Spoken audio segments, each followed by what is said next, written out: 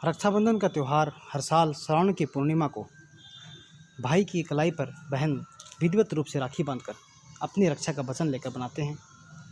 सनातन की धारा में रक्षाबंधन का महत्व तो और भी बड़ा हो जाता है, क्योंकि यह धारा हमें बहुत सी चीज़ों में दिखाती है। जिस प्रकार भविष्य पुराण में कहा गया है कि जब देवराज इंद्र वृत्रासुर के खिलाफ युद्ध लड़ने जा रहे थे, उस वक्त देवगुरु बृहस्पति ने कहा कि हे देवराज इंद्र, आप अपनी पत्नी सती से राखी बंधवाकर युद्ध में जाएं व विजय को प्राप्त हों। यह बात सुनने में अचरज भरी लगी कि ऐसे कैसे हो सकता है पत्नी से पति राखी बंधवा कर जाए, क्योंकि रक्षाबंधन भाई बहन के प्रेम और प्रतीक का रूप तो है ही है, साथ ही साथ यह प्रेम का, इज्जत का, मान का, सम्मान का भी प्रतीक है। हम जानते हैं किस प्रकार एक पत्नी जब पति के घर आ जाती है तो पति उसका देवता, पति उसका देव इत्यादि नामों से हम जानते हैं। पति उसका परमेश्वर है। ऐसा क्यों कहा जाता है? इसके पीछे पतिदेव ऐसा न सोचे कि हम देव हैं और पत्नी हमारी दासी, ऐसा नहीं है। ऐसा इसलिए कहा गया कि पत्नी जो होती है वो अपने पिता का घर छोड़कर, अपना परिचय भी छोड़कर, त्याग कर पति के घर आकर अपना पूरा जीवन एक बलिदान के रूप में दे देती है।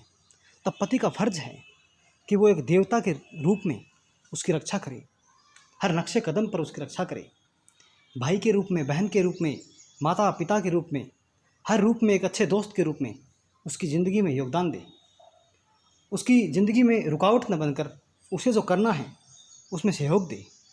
ये प्रतीक सनातन की धारा सिखाती है कि पत्नी का हर तरफ से विकास हो, चहुमुखी विकास हो।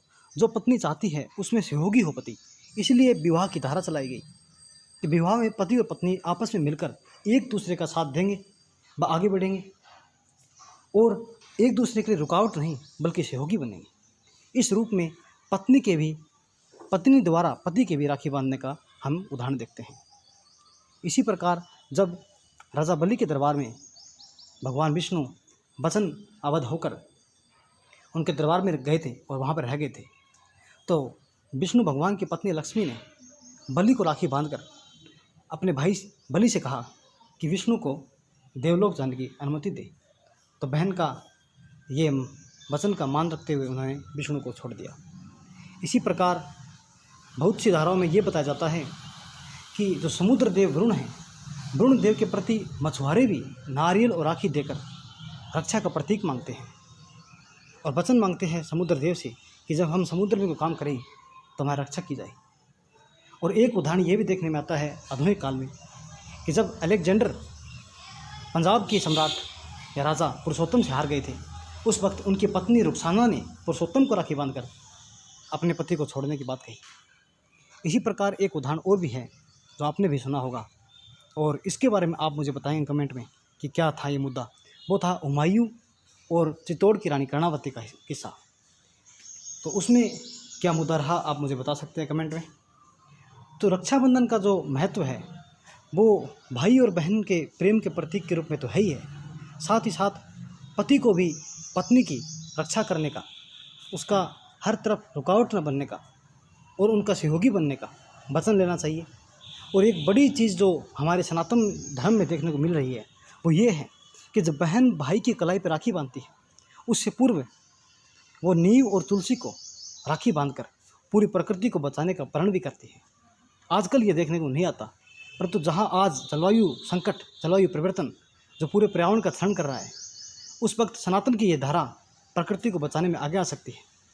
और एक एक पेड़ को राखी बांधकर आप सभी पेड़ की रक्षा के लिए वचन ले सकते हैं, प्रकृति की रक्षा का वचन ले सकते हैं, क्योंकि प्रकृति का क्षेत्र तो असीम है, ससीम नहीं। हमारे ही पास प्रकृति नहीं, प्रकृति बहुत ज़्यादा फैली हुई है, लेकिन एक पेड़ को बचाने का हम प्रण ले सकते हैं और पेड़ बचाकर हम इस रक्षा के प्रतीक को, सनातन की धारा को आगे बढ़ा सकते हैं। क्योंकि आज पर्यावरण है तो हम सब भी हैं, अगर हम सब नहीं तो पर्यावरण नहीं, ऐसा नहीं है। हम सब के बिना पर्यावरण के बारे में यूनाइटेड नेशन की रिपोर्ट है कि अगर हम सब नहीं रहे, मनुष्य नहीं रहे, तो जितनी प्रकृति का विनाश हुआ है वो आधे से भी कम समय में अपने को वापस सही कर लेगी। लेकिन हम ही इसके विनाश का कारण क्यों बने? सनातन की धारा के अनुसार हमें आज रक्षाबंधन के दिन प्रकृति को बचाने का प्रण करना चाहिए और एक राखी बांधकर पेड़ को पेड़ को बचाने का प्रण करें। और दूसरी बात, आज जो बातें हमें देखने को मिलती हैं समाज में, जो